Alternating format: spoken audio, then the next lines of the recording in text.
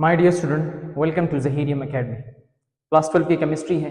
D and F block element chapter का नाम है और उसमें आज हमारा लेक्चर नंबर 5 है, catalytic behaviour of d block element and specifically transition element. तो आज के इस चैप्टर में हम डी ब्लॉक एलिमेंट किस तरह कैटालिटिक बिहेवियर रखते हैं, किस बुनियाद पर ये कैटालिटिक बिहेवियर रखते हैं और किस तरह जो है ना ये अपने आप को कैटालिस्ट के तौर पे पेश करते हैं, इन सब पॉइंट्स को क्लियर करते हैं इस टॉपिक में। तो टॉपिक को कवर करने के लिए पाकिस्तान के डिफरेंट टेक्स्ट बुक के हवाले से जितने भी पॉइंट्स बनते हैं उनको कवर करने के लिए, बेहतरीन नोट्स बनाने के लिए हमारे साथ रहिए। My dear student, catalytic behaviour of d block elements. तो सबसे पहले जानते हैं कैटालिस्ट को। What is catalyst? A substance which speeds up a chemical reaction. एक ऐसा सब्सटेंस जो कि एक केमिकल रिएक्शन को तेज कर देता है, मॉलिक्यूल्स पर सेकंड ऑफ रिएक्टेंट कन्वर्ट कर देता है प्रोडक्ट को, या प्रोडक्ट पर सेकंड में जो है ना कितने मॉलिक्यूल कन्वर्ट कर सकता है रिएक्टेंट में। तो इस रेट को जब किसी सब्सटेंस तेज कर सकता है, कोई सब्सटेंस तेज कर सकता है, तो उसको हम कैटालिस्ट कह सकते हैं। तो ये किस तरह होता है? ये स्पीड्स अप केमिकल रिएक्शन किस तरह करता है? Bye lowering activation energy. किसी भी रिएक्टेंट को एक खास अमाउंट ऑफ एनर्जी रिक्वायर्ड होती है कि वो उस एनर्जी को गेन कर ले और उस रिएक्टेंट से वो प्रोडक्ट में शिफ्ट हो जाए, और उस एनर्जी को कहते हैं एक्टिवेशन एनर्जी। तो कैटालिस्ट असल में रिएक्शन को इस तरीके से तेज करता है कि वो उस एक्टिवेशन एनर्जी को कम करके रिएक्शन को तेज कर देता है। जब वो एनर्जी कम हो जाती है तो रिएक्टेंट जल्द जो है ना प्रोडक्ट में कन्वर्ट हो सकता है। फिर हमारे पास एक दूसरा पॉइंट कैटालिस्ट का ये है कि ये provide alternative path for reaction mechanism. अगर एक रिएक्शन है, उसके प्रोडक्ट रिएक्टेंट का प्रोडक्ट में कन्वर्ट होने के लिए एक मैकेनिज्म है और वो काफी हाई एनर्जी रिक्वायर करता है, काफी स्लो रिएक्शन होता है वहां पे, तो कैटालिस्ट असल में उसी रिएक्शन को उसी प्रोडक्ट में कन्वर्ट करने के लिए कोई दूसरा अल्टरनेटिव रास्ता जो है ना प्रोवाइड करता है। और वो दूसरा जो रास्ता होता है वो कम एनर्जी भी रिक्वायर करता है, कम एक्टिवेशन एनर्जी उसकी होती है, और कम जो है ना हमारे पास वो टाइम लेता है, और स्पीड जब जो है ना वो हो जाता है वो केमिकल रिएक्शन। इस वजह से हम कहते हैं कि ये एक अल्टरनेटिव पाथ, या हम कह सकते हैं एक दूसरा मैकेनिज्म उस रिएक्शन को दे देता है और प्रोडक्ट को बना देता है उसी सेम रिएक्टेंट से। Make unstable intermediate product by combining with reactant. असल में जो रिएक्टेंट होता है वो खुद प्रोडक्ट के साथ कोलाइड होके दूसरे रिएक्टेंट के साथ कोलाइड होके, रिएक्टेंट दूसरे रिएक्टेंट के साथ कोलाइड होके प्रोडक्ट में कन्वर्ट होता है। लेकिन जब कैटालिस्ट होता है तो कैटालिस्ट उस रिएक्टेंट के साथ खुद जो है ना रिएक्ट होके उसकी एक इंटरमीडिएट प्रोडक्ट बना देता है, और वो जो इंटरमीडिएट प्रोडक्ट बनता है फिर उससे जो है ना आसानी से प्रोडक्ट बन सकता है। मतलब अगर हम देख लें, हमारे पास यहाँ पे एक रिएक्शन है, let's suppose A plus B जो है ना कन्वर्ट होता है सी में, लेकिन ए और बी बहुत हाई एनर्जी रिक्वायर करते हैं कि वो आपस में कंबाइन होके सी में कन्वर्ट हो जाए। यहाँ पे हम इसके लिए एक कैटालिस्ट अप्लाई करते हैं, let's suppose A plus B, और इसके लिए जो कैटालिस्ट है लेट्स सपोज मैं यहाँ पे लगा देता हूँ जी एक कैटालिस्ट है। तो यहाँ पे पहले ए और बी कंबाइन होते थे और सी बना देते। यहाँ पे ए पहले जेड के साथ कंबाइन होता है तो हमारे पास ए जेड बना देता है, और ए जेड असल में बी के साथ आसानी से रिएक्ट करके फिर सी में कन्वर्ट हो सकता है, और जेड जो है ना फिर यहाँ से खुद जुदा हो जाता है। वही ए बी है सी में कन्वर्ट हो गया है, लेकिन यहाँ पे जो ए जेड है इसको कहते हैं इंटरमीडिएट प्रोडक्ट। तो इस इंटरमीडिएट प्रोडक्ट को कैटालिस्ट बना के रिएक्शन बहुत जल्दी से करवा देता है। तो इस वजह से एक इंटरमीडिएट के तौर पे रिएक्शन जो है ना वहां पे तेज हो जाती है कैटालिस्ट की वजह से, जो कि दूसरा मैकेनिज्म प्रोवाइड करता है रिएक्शन को। Remain unchanged and recover at the end of the reaction. और कैटालिस्ट की एक खूबी ये भी है कि ये खुद रिएक्शन में इस्तेमाल हो जाता है लेकिन खत्म नहीं होता। बिल्कुल जितना अमाउंट बाय मास और बाय कंपोजिशन जितना होता है वो खुद जो है ना at the end of reaction वो रिकवर होके किसी केमिकल रिएक्शन को रिएक्टेंट को कन्वर्ट करके प्रोडक्ट बना देता है। यहाँ पे ग्राफिकली अगर हम इसको समझना चाहे तो ये रिएक्टेंट है, ये आर, इसको प्रोडक्ट में कन्वर्जन के लिए एक बैरियर से गुजरना पड़ता है, और वो बैरियर हमारे पास एक्टिवेशन एनर्जी का होता है। तो अगर हम विदाउट कैट अगर कैटालिस्ट के बगैर रिएक्शन होता है तो इतनी अमाउंट ऑफ एनर्जी रिक्वायर्ड होगी, मतलब activation energy of without catalyst इस रिएक्शन की हमारे पास EA1 होगी। तो ये काफी हाई है, यहां तक ये बैरियर है, तो ये काफी हाई एनर्जी रिक्वायर करेगा और प्रोडक्ट में कन्वर्ट होगा। लेकिन अगर हम कैटालिस्ट इस्तेमाल करेंगे, कैटालिस्ट विदाउट, ये विदाउट है, और ये हमारे पास विद कैटलिस्ट है। तो विद कैटलिस्ट हमारे पास एनर्जी जो रिक्वायर्ड होगी वो इतनी होगी, मतलब एक्टिवेशन एनर्जी। तो इसकी जो हमारे पास एक्टिवेशन एनर्जी है वो बहुत कम है। तो बहुत कम एनर्जी पे जब रिएक्टेंट प्रोडक्ट में कन्वर्ट होगा ये कैटलिस्ट की वजह से होगा, और यहाँ पे हमारे पास रिएक्शन बहुत जल्दी हो सकेगा। तो ये थी हमारे पास कैटलिस्ट के बारे में कुछ शॉर्ट ब्रीफिंग। अब आते हैं ट्रांजिशन एलिमेंट की तरफ कि ट्रांजिशन एलिमेंट किस तरह कैटलिस्ट के तौर पे अपने आप को पेश करते हैं। They can act as catalyst, ये कैटलिस्ट के तौर पे अपने आप को पेश करते हैं। कब? जब हमारे पास ये एलिमेंट की फॉर्म में होते हैं। मिसाल के तौर पे अगर हम ले ले क्रोमियम, और जब ये हमारे पास ऑक्साइड की फॉर्म में होते हैं। मिसाल के तौर पे अगर हम ले ले डाई क्रोमियम ट्राई ऑक्साइड। तो क्रोमियम जो है ना, या हम ट्रांजिशन एलिमेंट की बात कर ले तो ये एलिमेंटल फॉर्म में भी कैटलिस्ट के तौर पे काम कर सकते हैं, और हमारे पास जो ऑक्साइड की फॉर्म में होते हैं तब भी हमारे पास ये कैटलिस्ट के तौर पे काम कर सकते हैं। अगर हम देख लें मैंगनीज, मैंगनीज हमारे पास कैटलिस्ट के तौर पे इसी तरह भी काम कर सकता है, लेकिन ये हमारे पास MnO2 की सूरत में, Mn+2 और MnO2 में हमारे पास यहाँ पे +2 है, +4 है, सॉरी +4।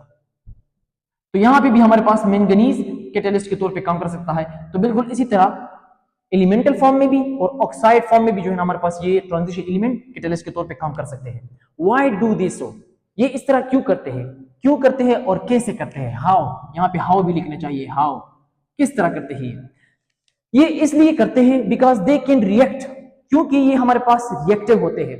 बहुत ज्यादा रिएक्टिव नहीं होते लेकिन रिएक्टिव होते हैं निस्बतन। Because they can react with reactant, जब हम किसी भी रिएक्शन में इनको डाल दें, इसको ऐड कर दे इन ट्रांजिशन एलिमेंट को, तो ये हमारे पास रिएक्टेंट के साथ रिएक्शन करके रिएक्टेंट को कन्वर्ट कर देते हैं प्रोडक्ट में।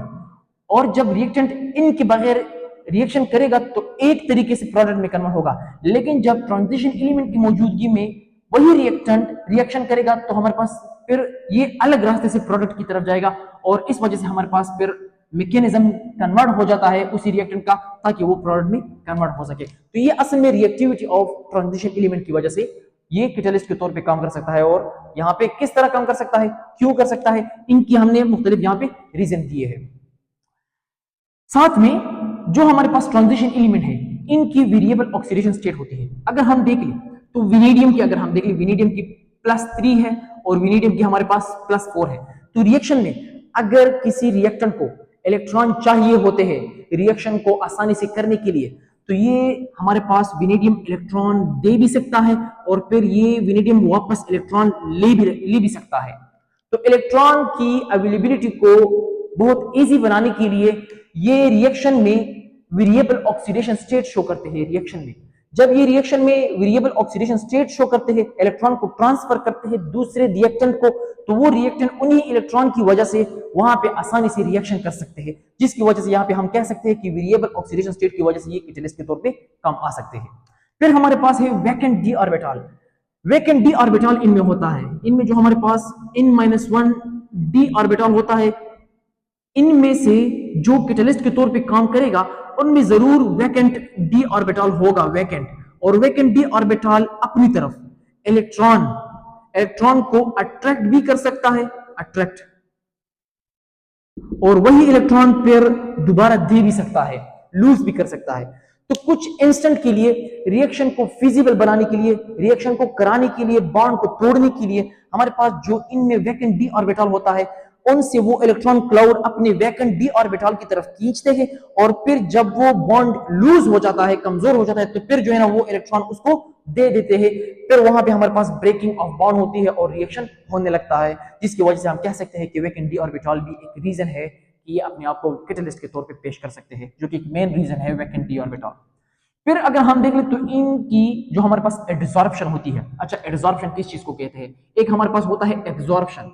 अगर हम किसी फोम को ले ले, फोम, अगर एक फोम को ले ले हम और उस फोम को हम पानी में डाल दें, पानी में, तो ये पानी फोम के अंदर चला जाएगा, अंदर। तो इस प्रोसेस को कहते हैं एब्जॉर्प्शन, AB, एब्जॉर्प्शन, जिसको हम कहते हैं जज़ब होना। लेकिन अगर हम चॉक को ले ले, चॉक, अगर हम चॉक को ले लें, चॉक, और इसको इंक में डिप कर दे, इंक में डिप कर दे, तो इंक सिर्फ इसके सरफेस के ऊपर डिपॉजिट होगा, डिपॉजिट। अगर कोई मॉलिक्यूल किसी दूसरे सब्सटेंस की बॉडी के अंदर चले जाए अंदर, तो इसको हम एब्जॉर्प्शन कहेंगे। लेकिन अगर एक मॉलिक्यूल एक मीडियम की किसी दूसरे सब्सटेंस के सरफेस के ऊपर एड्सॉर्ब डिपॉजिट हो जाए डिपॉजिट, तो इसको फिर हम कहेंगे एडसॉर्प्शन। ADSORPTION, adsorption. तो इसको हम एडसॉर्प्शन कहेंगे। एक हमारे पास एब्जॉर्प्शन है, दूसरा हमारे पास एडसॉर्प्शन है। तो यहाँ पे हमारे पास एडसॉर्प्शन होगा। तो जो ट्रांजिशन एलिमेंट है इनकी हमारे पास एडसॉर्प्शन काफी स्ट्रांग होती है। मतलब ये कि ये जिस कंटेनर में रिएक्शन होता है, जिस कंटेनर में रिएक्शन होता है उसमें हमारे पास रिएक्टेंट भी होंगे, और उसी कंटेनर में हमारे पास हम स्मॉल फाइन पार्टिकल की शक्ल में हम कैटलिस्ट भी ले सकते हैं। लेट सपोज हम हेबर प्रोसेस में आयरन लेते हैं, आयरन। तो ये आयरन हमारे पास इन नाइट्रोजन और हाइड्रोजन को साथ यहाँ पे अपनी सरफेस के ऊपर एडसॉर्ब करता है, एडसॉर्ब चिपका देता है अपने सरफेस के ऊपर। तो जितना अच्छी तरह चिपका सकता है तो उतनी अच्छी तरह जो है ना वो दूसरे सब्सटेंस से इलेक्ट्रॉन लेगा, उनके बॉन्ड को कमजोर करेगा, फिर वो इलेक्ट्रॉन उनको देगा, और वहां पे हमारे पास उनके बॉन्ड ब्रेक होके केमिकल रिएक्शन तेज करेंगे। तो इस वजह से हमारे पास जितनी बेस्ट एब्जॉर्प्शन होगी उतनी हमारे पास कैटालिटिक बिहेवियर इनकी अच्छी होगी। तो डी ब्लॉक एलिमेंट या ट्रांजिशन एलिमेंट खासतौर पे स्ट्रॉन्ग एब्जॉर्प्शन करते हैं, अपने सरफेस के ऊपर दूसरे मॉलिक्यूलों को चिपकाते हैं, जिसकी वजह से वो बॉन्ड ब्रेक करके रिएक्शन कर देते हैं। फिर हमारे पास कम्प्लेक्स फॉर्मेशन कर सकते हैं। ये कम्प्लेक्स फॉर्मेशन इस वजह से करते हैं क्योंकि इनकी वैकेंट डी ऑर्बिटल है, और वैकेंट डी ऑर्बिटल की वजह से हमारे पास वहां पे इलेक्ट्रॉन आसानी से गेन और लूज हो सकते हैं, और वहां पे रिएक्टिविटी शो हो सकती है।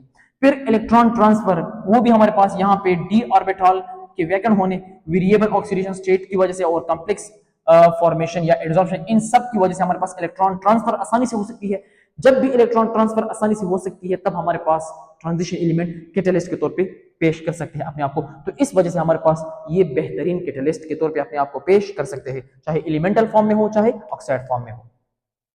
फिर हमारे पास नॉन टिपिकल ट्रांजिशन एलिमेंट जो है, zinc, mercury, cadmium, scandium, yttrium, lanthanum, इसमें हमारे पास कॉपरनीशियम और एक्टिनाइड भी आते हैं, लेकिन वो रेडियो एक्टिव है, इस वजह से हम यहाँ पे उसको शो नहीं करते। ये हमारे पास पुअर कैटलिस्ट है, पुअर कैटलिस्ट, मतलब ये कैटालिसिस नहीं कर सकते।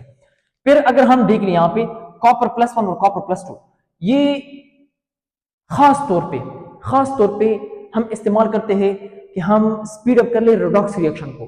तो ये रिडॉक्स रिएक्शन को जो एक्टिवेशन एनर्जी उनकी होती है उनको रिक्वायर करने के लिए और उनको कम करने के लिए हम ये रिक्वायर करते हैं या इस्तेमाल करते हैं रिडॉक्स रिएक्शन। मगर जब किसी इंडस्ट्रियल फिनोमेना प्रोसेस को या इंडस्ट्रियल रिएक्शन को अगर हम करने लगे और उसको कमर्शियली तौर पे अगर हम करना चाहे कम लो कॉस्ट पे, तो हम ज्यादातर फोकस करते हैं आयरन, कोबाल्ट और निकल पे। निकल यहाँ पे +2 है, तो निकल पे जो है ना हम यहाँ पे रिलाई करते हैं क्योंकि ये इंडस्ट्रियल प्रोसेस में जो है ना हिस्सा लेते हैं और उनमें कैटालिसिस करते हैं, क्योंकि इनकी जो हमारे पास एब्जॉर्प्शन होती है वो मॉडरेट एब्जॉर्प्शन होती है। अच्छा, यहाँ पे हमारे पास सेबेशियर प्रिंसिपल है। सेबेशियर प्रिंसिपल असल में कैटालिसिस का एक फिनोमेना होता है जिसमें हम यहाँ पे कैटालिसिस को देखते हैं कि कैटालिसिस कब ज्यादा होगा कब कम होगा। तो कैटालिसिस तब ज्यादा होगा जब हमारे पास मॉडरेट एब्जॉर्प्शन होगी। मॉडरेट एब्जॉर्प्शन मतलब ये कि ऐसा ट्रांजिशन एलिमेंट जो कि एब्जॉर्प्शन इतनी स्ट्रांगली करता है कि फिर रिएक्टेंट को आसानी से नहीं छोड़ता, तो हमारे पास रिएक्शन आसानी से नहीं होगा, वो पुअर कैटालिस्ट होगा। फिर अगर हम यहाँ पे कह ले कि कैटालिसिस जो होगा वो एब्जॉर्प्शन मॉडरेट नहीं है बल्कि बहुत स्ट्रांग एब्जॉर्प्शन है। यहाँ पे जिस तरह मैंने मिसाल दी थी, बहुत स्ट्रांगली अगर एब्जॉर्ब करेगा तो रिएक्टेंट जाने नहीं देगा वो कैटालिस्ट, तो इस वजह से हमारे पास पुअर कैटालिसिस होगी। फिर अगर हम दूसरी पॉइंट को देख ले, अगर लूज एब्जॉर्प्शन होगा, बहुत कमजोर एब्जॉर्प्शन होगा, तो रिएक्टेंट हमारे पास कैटालिस्ट के सरफेस पे एब्जॉर्ब ही नहीं होगा, वहां पे बॉन्ड ही नहीं तोड़ सकेगा वो, तो इस वजह से हमारे पास फिर भी रिएक्शन जो है ना वहां पे फिजिबल नहीं होगा, स्पीड अप नहीं कर सकेगा। लेकिन जब कैटालिसिस अगर आप चाहते हो कि वो ज्यादा हो जाए तो आपने मॉडरेट एब्जॉर्प्शन वाली ट्रांजिशन एलिमेंट लेनी होगी कि वो सख्ती से जो है ना किसी रिएक्टेंट को एब्जॉर्ब भी कर ले और जब उनके बॉन्ड को तोड़ दे वो आसानी से उसको छोड़ भी दे। तो इस वजह से हम यहाँ पे कह सकते हैं कि मॉडरेट एब्जॉर्प्शन वाले ट्रांजिशन एलिमेंट ज्यादा कैटालिसिस करेंगे। अगर मॉडरेट नहीं होंगे, ज्यादा एब्जॉर्प्शन करेंगे, कैटालिसिस कम। अगर कम एब्जॉर्प्शन करेंगे, catalysis come. Every transition element is not good catalyst. Her transition element good catalyst नहीं होता। ये डिपेंड करता है कि उसकी एड्सॉर्प्शन कैपेसिटी कैसी है, उसमें हमारे पास वेरिएबल ऑक्सीडेशन स्टेट किस हद तक बन सकते हैं, उसमें हमारे पास वैकेंट ऑर्बिटल कितनी है, कितनी हद तक इलेक्ट्रॉन ले सकता है, कितनी हद तक इलेक्ट्रॉन दे सकता है, उसका साइज किस तरह है। तो ये सारे डिपेंड करते हैं कैटालिसिस पे। फिर हमने यहाँ पे मिसाली दी है। इन मिसालों में सबसे पहले हम देख ले Haber Bosch process. Haber Bosch process, इसमें हमारे पास नाइट्रोजन और हाइड्रोजन की गैस को मिला के अमोनिया में कन्वर्ट करते हैं। लेकिन जब हम इसको अमोनिया में कन्वर्ट करते हैं तो ये हमारे पास आयरन रिक्वायर करता है। आयरन के बगैर जब हम ये रिएक्शन करते हैं तो ये काफी हाई एनर्जी रिक्वायर करता है। बावजूद ये कि हम यहाँ पे बहुत हाई प्रेशर भी देते हैं, हाई प्रेशर यहाँ पे हम 200 से लेके 300 atm तक प्रेशर देते हैं। जब ये हमारे पास आयरन के बगैर हम करते हैं, आयरन के बगैर, तो 300 से लेके 400 किलो जूल पर मोल एनर्जी देते हैं, पर मोल एनर्जी, ताकि हम इस नाइट्रोजन और हाइड्रोजन के बॉन्ड को ब्रेक कर सकें। लेकिन जब हम ये आयरन के साथ करेंगे, आयरन की मौजूदगी में, तो हमारे पास ये 120 से लेके 150 किलो जूल पर मोल एनर्जी रिक्वायर करते हैं, पर मोल एनर्जी। ये इसकी एक्टिवेशन एनर्जी है, एक्टिवेशन एनर्जी यहाँ पे आयरन के बगैर, विदाउट आयरन इतनी है, बहुत ज्यादा है। लेकिन जब हम आयरन को रिमूव कर ले, बहुत ज्यादा इस वजह से क्योंकि यहाँ पे हमने 300 atm भी प्रोवाइड किया हुआ है, तो इतने प्रेशर में ये एनर्जी रिक्वायर करना काफी हाई एनर्जी है। फिर अगर हम आयरन को हटा दे, आयरन को लगा दे, यहाँ पे ऐड कर दे, तो हमारे पास ये इनटू जो है ना, ये आयरन के सरफेस पे चिपक कर इनटू जो ट्रिपल बॉन्ड है, बहुत स्ट्रॉन्ग बॉन्ड है, वो तोड़कर यहाँ पे H2 भी बॉन्ड अपने तोड़कर आसानी के साथ इनके साथ मिलकर NH3 बना देता है। तो हमारे पास, मतलब मैंने ये दिया है कि हेबर बॉश प्रोसेस जो है, इसमें आयरन एज ए कैटलिस्ट इस्तेमाल होता है और इसकी रिएक्शन की जो हमारे पास एक्टिवेशन एनर्जी है उसको कम करके बहुत कम सतह पे ला देता है। फिर अगर हम देख ले hydrogenation of unsaturated compound, unsaturated compound, ये आपने पढ़ा है conversion of vegetable oil, conversion of vegetable oil जो होते हैं उनमें डबल बॉन्ड होता है। जो हमारे पास फैटी एसिड होता है वो हमारे पास अनसैचुरेटेड फैटी एसिड होता है, उनका जो एलिफेटिक टेल होता है उनमें डबल बॉन्ड होते हैं, तो इस वजह से वो हमारे पास वेजिटेबल ऑयल होते हैं, वो ऑयल की फॉर्म में होते हैं। लेकिन अगर उनको हम घी की शक्ल में कन्वर्ट करना चाहे, घी, बनास्पति घी, तो बनास्पति घी में सिंगल बॉन्ड होता है। अब उन डबल बॉन्ड को तोड़ना या अनसैचुरेटेड कंपाउंड को तोड़ना, इस प्रोसेस को हम कहते हैं हाइड्रोजनेशन ऑफ अनसैचुरेटेड कंपाउंड। और यहाँ पे हम हाइड्रोजन गैस का इस्तेमाल करेंगे, हाइड्रोजन।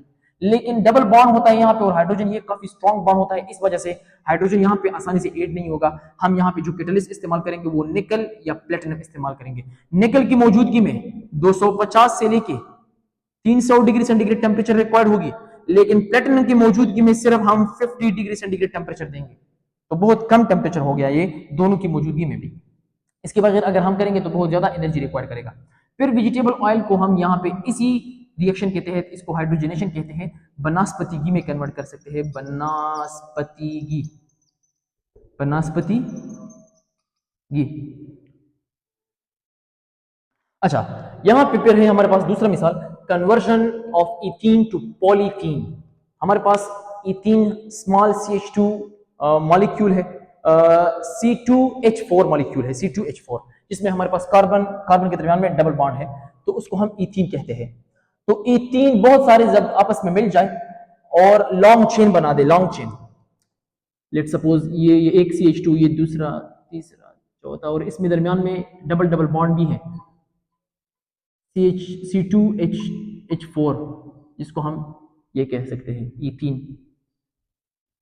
इथीन भी हम इसको कह सकते हैं, इथाइलिन भी हम इसको कह सकते हैं।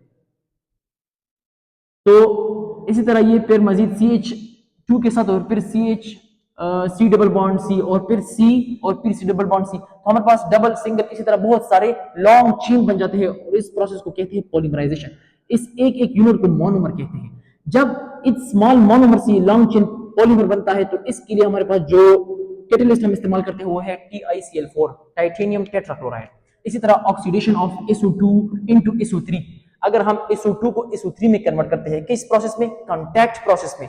कॉन्टैक्ट प्रोसेस कौन सा प्रोसेस है? जब हम कमर्शियली H2SO4 की प्रोडक्शन करते हैं, इसको कांटेक्ट प्रोसेस कहते हैं। तो SO3 को जब हम H2O के साथ मिलाते हैं तो वो H2SO4 बनता है। बहरहाल SO2 को SO3 में कन्वर्ट करने के लिए जो कैटलिस्ट हम लेते हैं वो है विनीरियम पेंटा ऑक्साइड। तो ये हमारे पास एक कैटलिस्ट है ऑक्साइड के फॉर्म में विनीरियम। रेडॉक्स रिएक्शन बहुत सारे ऐसे हैं कि इसमें हम कॉपर इस्तेमाल करते हैं एज ए कैटलिस्ट। तो ये थी हमारे पास कुछ मिसालें जिसके जरिए हम शो कर सकते हैं कि ट्रांजिशन एलिमेंट या तो एलिमेंटल फॉर्म में या हम ऑक्साइड फॉर्म में उनको कैटलिस्ट के तौर पे इस्तेमाल कर सकते हैं, और इसकी हमारे पास फिजिकल, कमर्शियल और इंडस्ट्रियल एग्जांपल्स मौजूद है। अच्छा, इनमें से एक मैं उठाता हूं और मैं आपको दिखाने की कोशिश कर रहा हूं यहाँ पे कि इसका मैकेनिज्म किस तरह होता है, किस तरह ये कैटालिसिस कर सकते हैं, कैटलिस्ट के तौर पे अपने आप को किस तरह पेश करते हैं। तो हेबर बॉश प्रोसेस, या हम कह सकते हैं preparation of ammonia, preparation of ammonia, ammonia. और ये हमारे पास लेबोरेटरिकल प्रोसेस नहीं है बल्कि कमर्शियल प्रोसेस है। कमर्शियल मतलब इकोनॉमिक लेवल पे जब हम अमोनिया की प्रोडक्शन करने लगे, उसमें हम इकोनॉमिक बेनिफिट्स देखे जब उसमें, तो इसके लिए N2 और 3H2, एक H2 ये है, दूसरा H2, तीसरा H2, तो एक N2 और 3H2, मैं इसको इस तरह लिख सकता हूं N2 प्लस 3H2।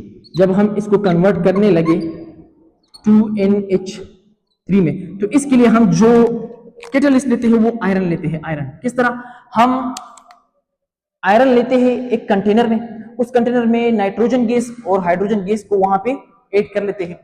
तो आयरन का जो हमारे पास सरफेस होता है उसमें जो आयरन होते हैं उसको हमने फाइन स्मॉल साइज में कन्वर्ट किया हुआ होता है ताकि उसकी हमारे पास जो सरफेस एरिया है वो ज्यादा हो जाए। तो आयरन के हमारे पास यहाँ पे सरफेस एरिया ज्यादा है, एक एक आयरन एटम है, ये हर एक जो गोल गोल आपको नजर आ रहा है ये हर एक आयरन एटम है। Fe बहरहाल मैं इसको सारों को Fe कर देता हूं, Fe। तो ये Fe आयरन एटम है।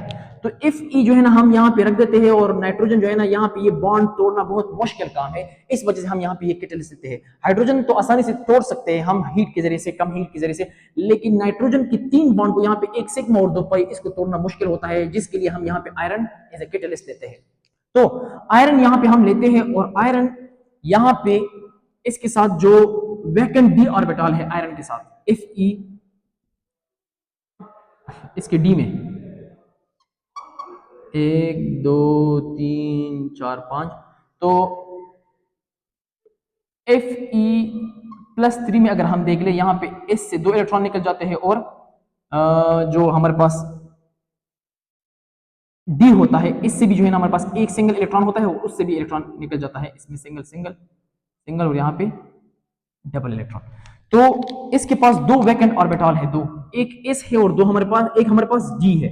तो इन वैकेंट ऑर्बिटल की वजह से यहाँ पे जो हमारे पास इलेक्ट्रॉनिक क्लाउड है हमारे पास नाइट्रोजन के दरमियान में जो बॉन्ड बना हुआ है, तो ये बॉन्ड आयरन जो है ना अपनी तरफ खींचता है, अपनी तरफ खींचता है। जब अपनी तरफ खींचता है तो वो इलेक्ट्रॉन इस डी ऑर्बिटल में आ जाते हैं, जिसकी वजह से हमारे पास नाइट्रोजन यहाँ पे और इसी तरह हाइड्रोजन, ये इलेक्ट्रॉनिक क्लाउड, ये जो बॉन्ड है यहाँ पे जो इलेक्ट्रॉन है ये आयरन की तरफ आ जाते हैं। तो इन आयरन के वैकेंट ऑर्बिटल में ये इलेक्ट्रॉन जब आ जाते हैं तो आयरन इन वैकेंट ऑर्बिटल में जो ये इलेक्ट्रॉन अपने आप में एडजस्ट करते हैं, तो इस वजह से नाइट्रोजन और हाइड्रोजन यहाँ पे सरफेस पे जो है ना ये चिपक जाते हैं, आयरन के साथ चिपक जाते हैं। इस फिनोमेना को कहते हैं एडसॉर्प्शन। तो एडसॉर्प्शन हो जाता है।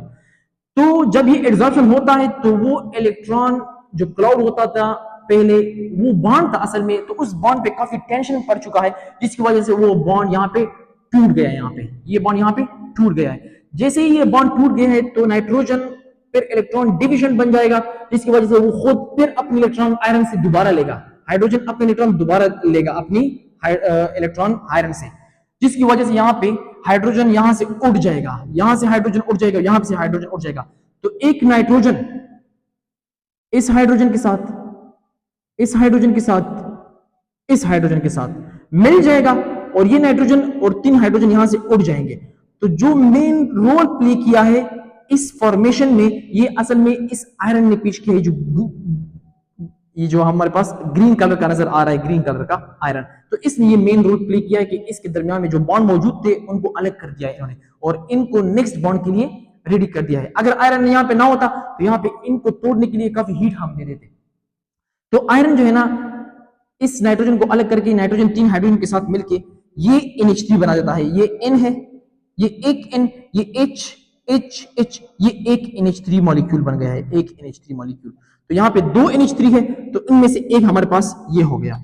इसी तरह दूसरा नाइट्रोजन जो है ना हमारे पास यहाँ पे एक हाइड्रोजन दूसरे हाइड्रोजन और तीसरे हाइड्रोजन के साथ मिलके दूसरा हमारे पास NH3 बना देता है, और ये इस सरफेस से आयरन इसको छोड़कर NH3 मॉलिक्यूल बना देते हैं। तो ये है इसका मैकेनिज्म कि किस तरह हमारे पास डिफरेंट केमिकल रिएक्शन में जो ट्रांजिशन एलिमेंट होते हैं ये कैटलिस्ट के तौर पे अपने आप को पेश कर सकते हैं। तो ये थी हमारे पास लेक्चर नंबर 5, और इसके साथ हम मजीद लेक्चर भी कवर करते रहेंगे। आपके फेडरल बोर्ड के, पंजाब, सिंध, बलूचिस्तान और KP बोर्ड के हवाले से जितने भी पॉइंट इसमें बन सकते हैं हम उसको कवर करते रहेंगे। तो बेहतरीन नोट्स बनाने के लिए बेसिक कॉन्सेप्ट्स, डीप कॉन्सेप्ट और साथ में जो है ना हमारे पास जो ट्रिक्स होते हैं उनको कवर करने के लिए हमारे साथ रहिए।